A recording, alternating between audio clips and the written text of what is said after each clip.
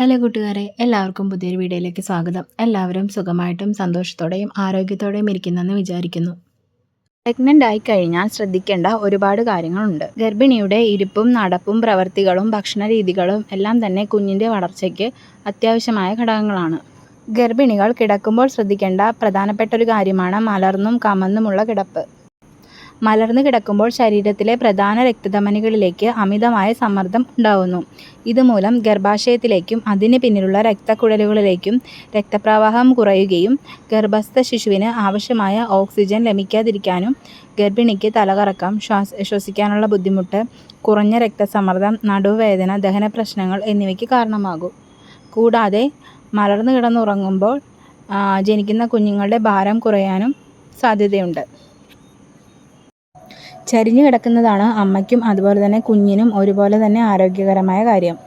ഇങ്ങനെ ചരിഞ്ഞു കിടക്കണമെന്ന് പറയാനായിട്ട് ഒരുപാട് കാരണങ്ങളുണ്ട്. അതിൽ പ്രധാനപ്പെട്ടതായിട്ട് ഉള്ള ഒന്ന്, അമ്മയുടെ ശരീരത്തിൽ നിന്നും വേഗത്തിൽ രക്തയോട്ടം കുഞ്ഞിൻ്റെ ശരീരത്തിലെത്തുകയും പോഷകങ്ങളും വേഗത്തിൽ കുഞ്ഞിൻ്റെ ശരീരത്തിലേക്ക് എത്താനും ഈ ചരിഞ്ഞു കിടക്കുന്നത് കൊണ്ട് സഹായിക്കുന്നു.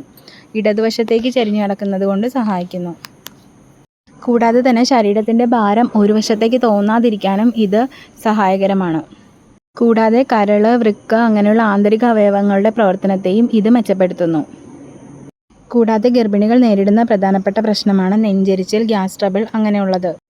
ഇടതുവശം ചേർന്ന് കിടക്കുന്നത് വഴി നിങ്ങൾക്ക് ദഹനപ്രക്രിയ സുഗമമാക്കുന്നു. കൂടാതെ വലതുവശം ചേർന്ന് കിടക്കുകയാണെങ്കിൽ അത് ഗർഭസ്ഥ ശിശുവിൻ്റെ രക്തയോട്ടത്തെ മാത്രമല്ല ബാധിക്കുന്നത്, പ്ലാസൻ്റയുടെ പ്രവർത്തനത്തെയും അത് ദോഷകരമായി തന്നെ ബാധിക്കുന്നു. ഗർഭകാലത്തിൻ്റെ ആദ്യത്തെ ഘട്ടത്തിൽ നമുക്ക് സൗകര്യപ്രദമായ രീതിയിൽ നമുക്ക് കിടക്കാവുന്നതാണ്. എന്നാൽ രണ്ടാം ഘട്ടം മുതൽ നമ്മൾ ഇടതുവശം ചേർന്ന് തന്നെയാണ് കിടക്കേണ്ടത്. കൂടാതെ നമുക്ക് തലയണ കാലിൻ്റെ ഇടയിൽ വെച്ച് കിടക്കാവുന്നതാണ്. അത് കാലുവേദന, നടുവേദന എന്നിവ മാറ്റാനായിട്ട് സഹായിക്കുന്നു. അപ്പോൾ എല്ലാവർക്കും ഈ വീഡിയോ യൂസ്ഫുൾ ആയിട്ടുണ്ടെന്ന് വിചാരിക്കുന്നു.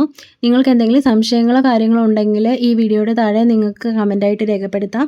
അതുപോലെ തന്നെ നമുക്ക് നിങ്ങളുടെ ഫ്രണ്ട്സിനോ റിലേറ്റീവ്സിനോ പ്രഗ്നൻ്റ് ആയിട്ടുള്ളവർക്കൊക്കെ ഈ വീഡിയോ ഒന്ന് ഷെയർ ചെയ്ത് കൊടുക്കുക.